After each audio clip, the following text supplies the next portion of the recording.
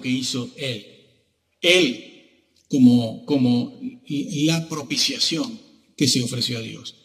Si este tema, que es el más esencial de la redención, de la obra de la salvación, se desvirtúa, se extravía, se enseña algo equivocado, diferente a la verdad en cuanto a este tema, entonces se está produciendo un evangelio, están enseñando un evangelio diferente al verdadero. Esta frase, evangelio diferente, es la que encontramos en el libro a los Gálatas, el capítulo 1, cuando el apóstol Pablo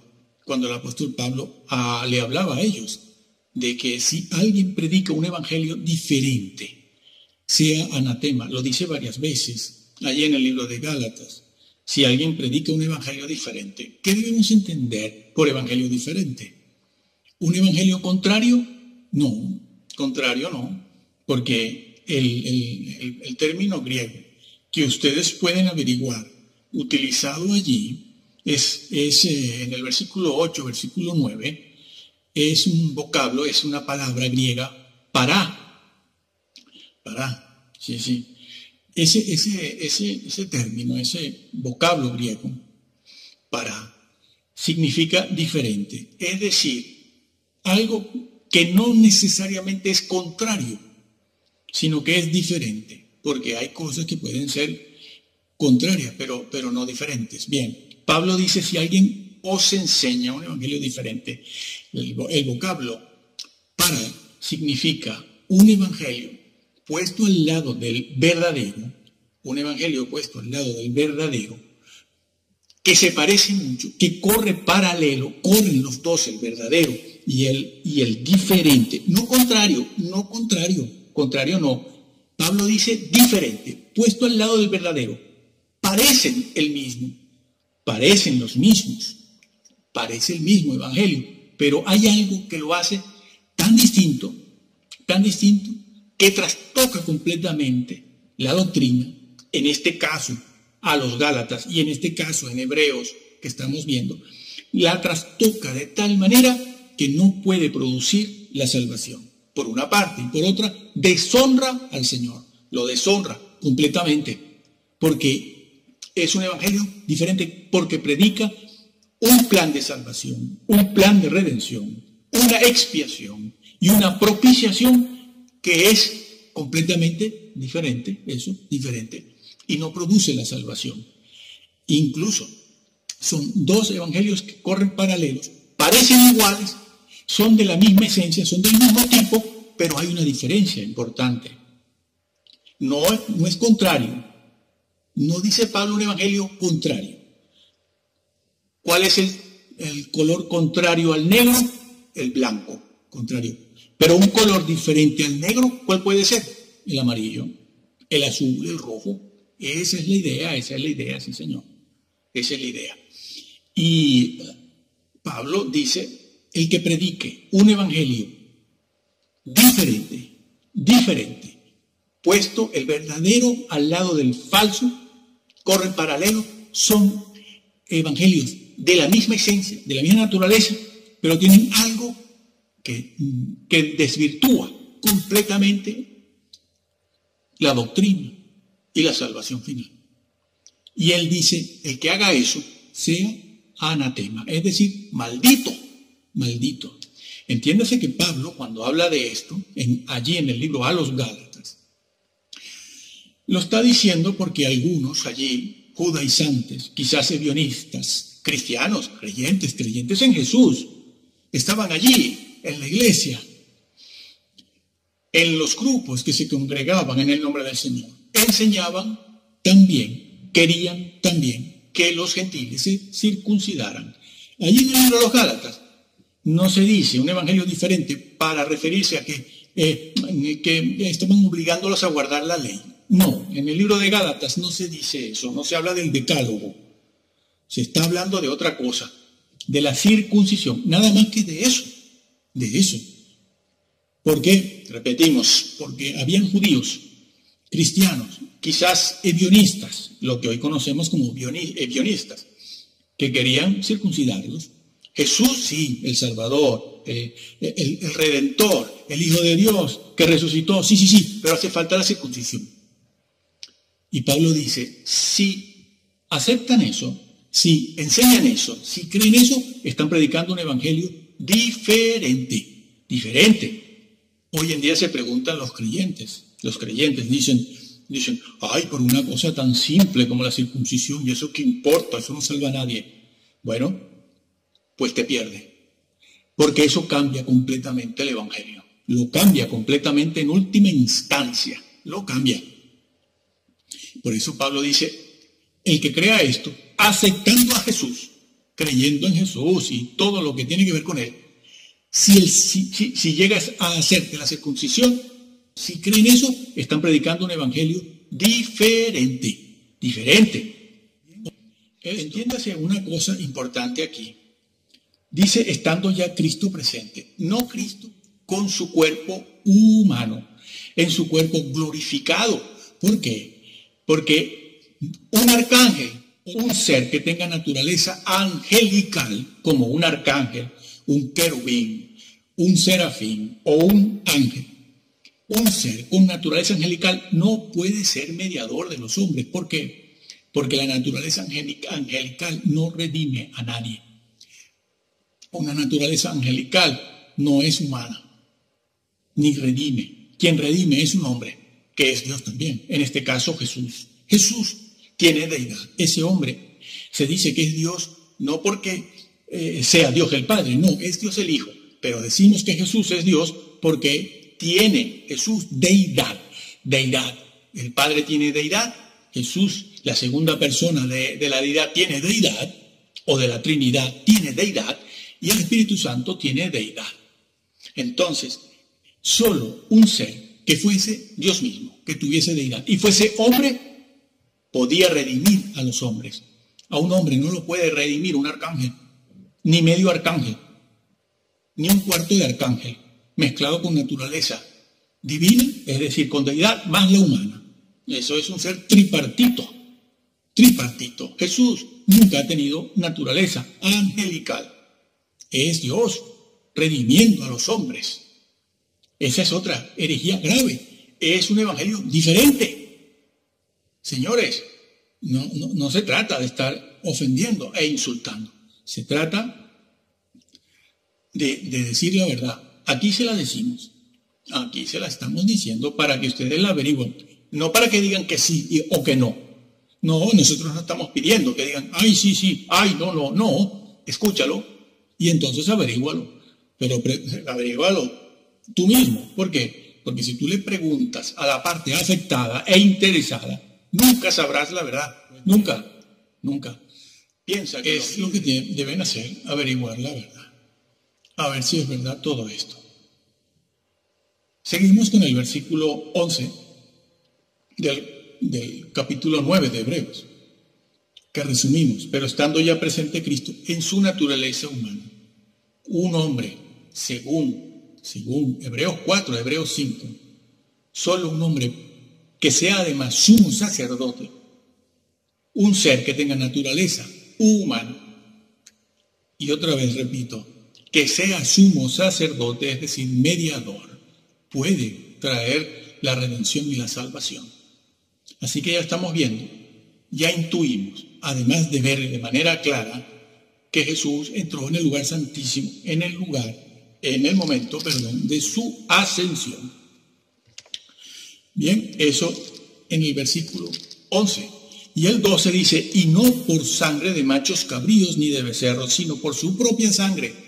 Entró, lo está diciendo, entró una vez para siempre en el lugar santísimo, habiendo obtenido eterna redención. Bueno, aquí cositas que tienen que ver con la gramática.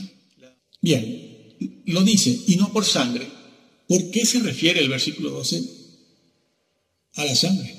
Y dice que Jesús entró, pero no con su sangre, no con sangre de machos cabríos. Está diciendo que Jesús entró, pero no con la sangre de machos cabríos, sino con la suya propia. Y lo dice, entró.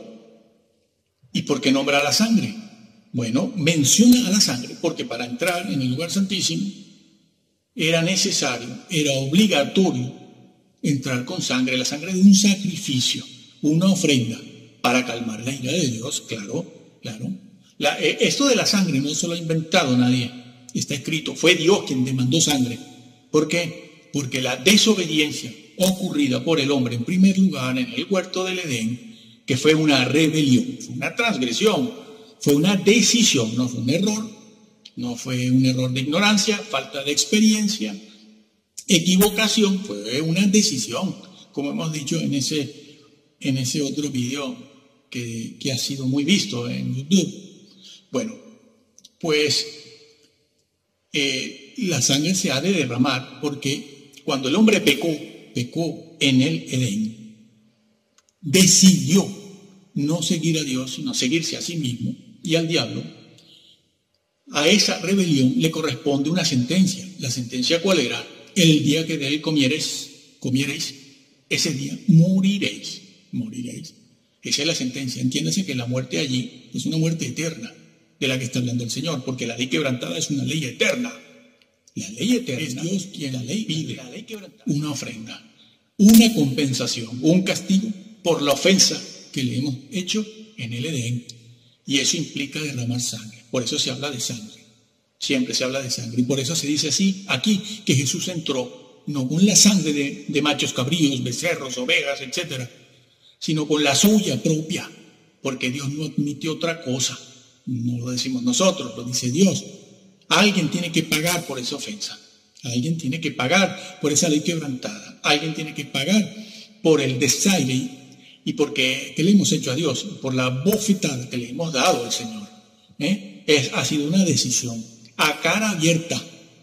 De cara a cara se lo hemos dicho. Sí, yo hago lo que quiero y me voy a guiar por lo que quiero. Todos hemos hecho eso. Todos. Todo eso. Pues bien, ese cordero era mandado al desierto cuando la expiación, el acto, el hecho había terminado. Ya se realizó la expiación, ya no hay más nada que hacer. Pues manden a ese cordero al desierto, que aleje todos los pecados de aquí.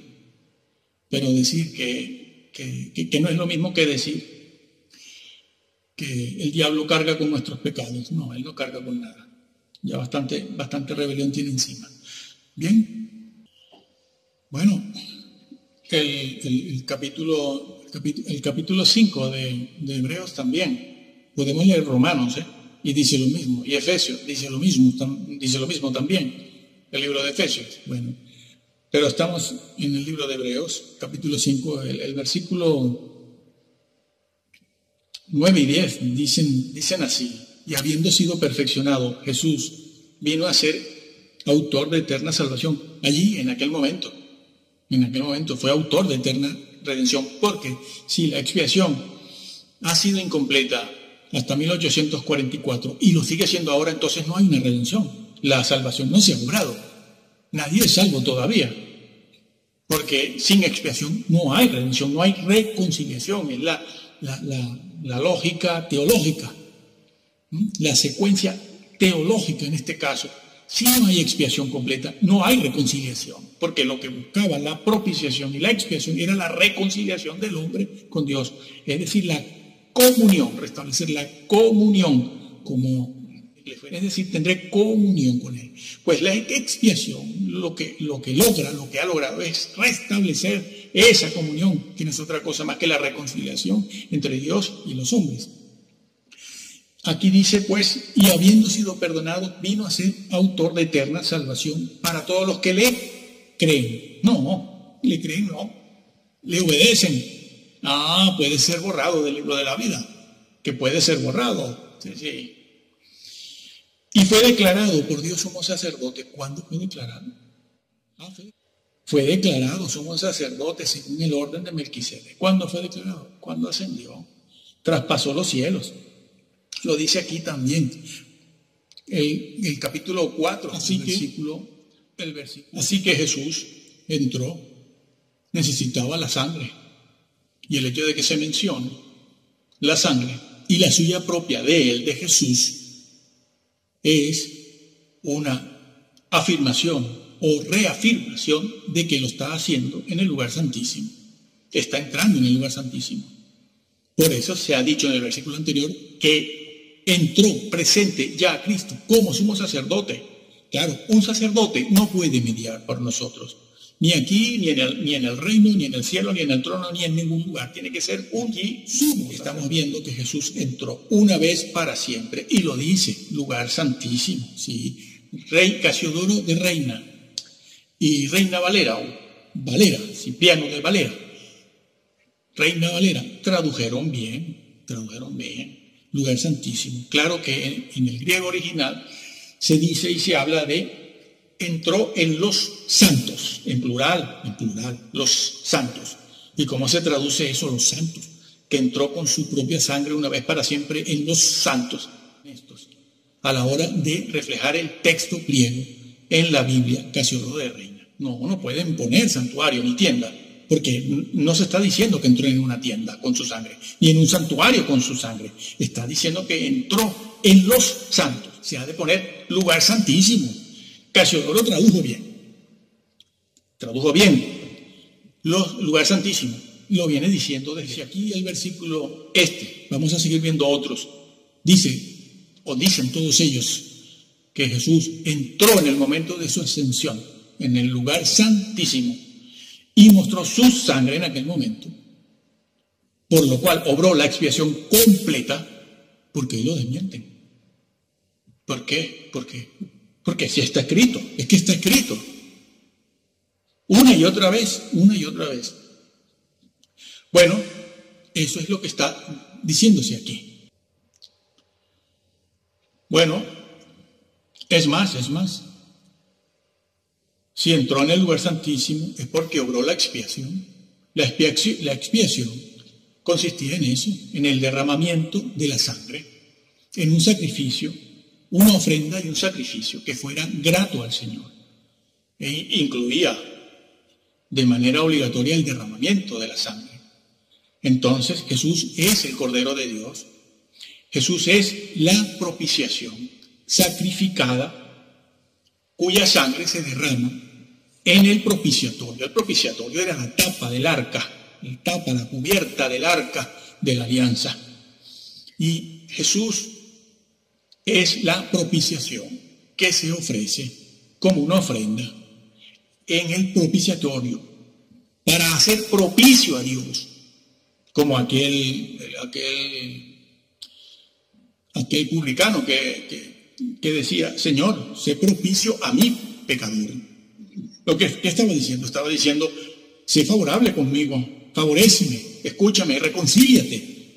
Porque ese hecho es lo que logra aplacar la ira de Dios, ese derramamiento de sangre, ofreciéndole a Dios ese cordero en sacrificio, ofrenda, es lo que aplaca la ira de Dios. Sí.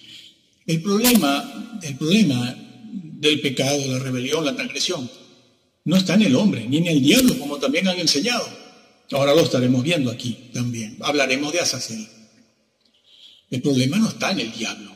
El problema no está en el hombre, el problema está en Dios. Por eso los sacrificios se ofrecen a Dios, no al diablo ni al hombre. Porque el amor no es el problema de Dios.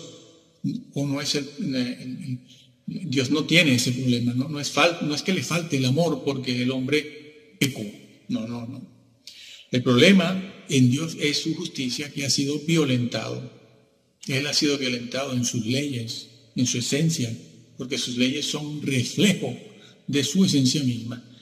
Nada que no lleve la esencia misma de Dios es un reflejo de Dios.